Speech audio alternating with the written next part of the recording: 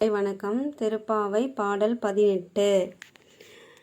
உந்து மதக்களிற்றன் ஓடாத தோள்வலியன் நந்தகோபாலன் மருமகளே, நப்பின்னாய் கந்தம் கமழும் குழலி கடைதிறவாய், வந்தெங்கும் கோழி அழைத்ததன காண், மாதவி பந்தல்மேல் பல்கால் குயிலினங்கள் கூவின காண். பந்தார் விரலி உன் மைத்துனன் பெயர்பாட, செந்தாமரை கையால் சீரார் வளையொலி எழுப்ப, வந்து திறவாய் மகிழ்ந்தேலோர் எம்பாவாய்.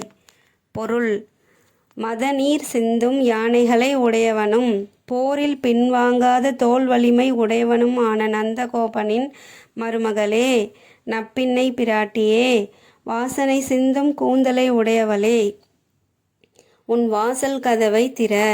கோழிகள் கூவும் ஒலி நாலாபுறத்திலிருந்தும் கேட்கிறது. குறுக்கத்தின் கொடியின் மேல் அமர்ந்து குயில்கள் பாடத் தொடங்கிவிட்டன.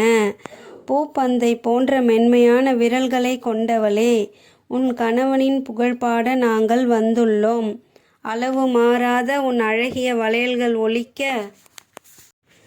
செந்தாமரை கையால் உன் வாசல் கதவை திறந்தால் எங்கள் உள்ளம் மகிழ்ச்சியடையும்.